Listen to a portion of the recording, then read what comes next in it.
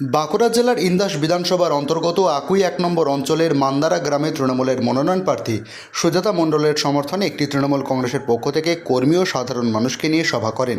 বিশেষ করে দেখা যায় যে মহিলাদের উপস্থিতি ছিল বেশি সংখ্যক।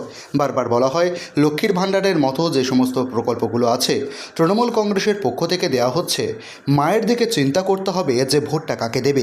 এরই বার্তা দিয়ে গেলেন তৃণমূল কংগ্রেসের বক্তারা। উপস্থিত ছিলেন তৃণমূলের গ্রুপ কংগ্রেসের ব্লক নেতৃত্ব কুন্তল মণ্ডল, রাজীব গাঙ্গুলি, পঙ্কজ মাজরা, মান্দারা উত্তর বুথ সভাপতি সুফল কুমার মণ্ডল সহ একই নম্বর অঞ্চলের তৃণমূল কংগ্রেসের একঝাঁক নেতৃত্ব। বক্তব্য রাখতে সিপিএম ও বিজেপিকে এক হাত নিলেন তৃণমূল কংগ্রেসের নেতৃত্বরা। বক্তব্য রাখতে রাখতে হুঙ্কার দিতেও দেখা যায় তাদেরকে। সামনেই লোকসভা নির্বাচন, তাই পাখির চোখ দিল্লি। এছাড়াও বক্তব্য রাখতে রাখতে মোদীকে কটাক্ষ করতেও ছাড়েননি তারা। ইন্দাসের মান্দারা থেকে মিলন পাজা রিপোর্ট, পলাশী বার্তা।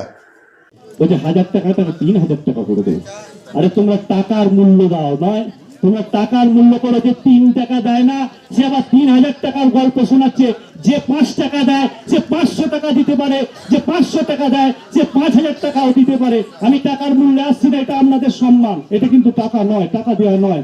মায়েদেরকে সম্মান দিয়েছেন দিদি, কিন্তু এই সম্মানকে টাকার সঙ্গে তুলনা করে আজকে ছিনিমিনি খেলার চেষ্টা করছে এবং আপনাদের অধিকারকে কেড়ে নেওয়ার চেষ্টা করছে এই বিজেপি সরকারটা। তোমরা এতদিন কোথায় ছিলে?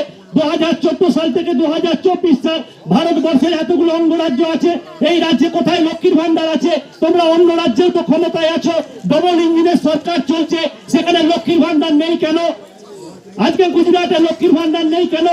এই যে আজকের যে পাড়া বৈঠক, কর্মী সভা নয়, এটা পাড়া বৈঠক। আমরা দলের ঊর্ধ্বতন নেতৃত্বের নির্দেশে প্রত্যেকটা অঞ্চলের প্রত্যেকটা পাড়ায় প্রতিনিয়ত আমরা পাড়ার মানুষজনদের নিয়ে, মা বোনেদের নিয়ে, এলাকার সুবুদ্ধিসম্পন্ন লোকজনকে নিয়ে আমরা আমাদের দলের যে উন্নয়ন, মমতা বন্দ্যোপাধ্যায়ের যে প্রতিশ্রুতি, মমতা বন্দ্যোপাধ্যায় যে একটা 69 বছরের মহিলা,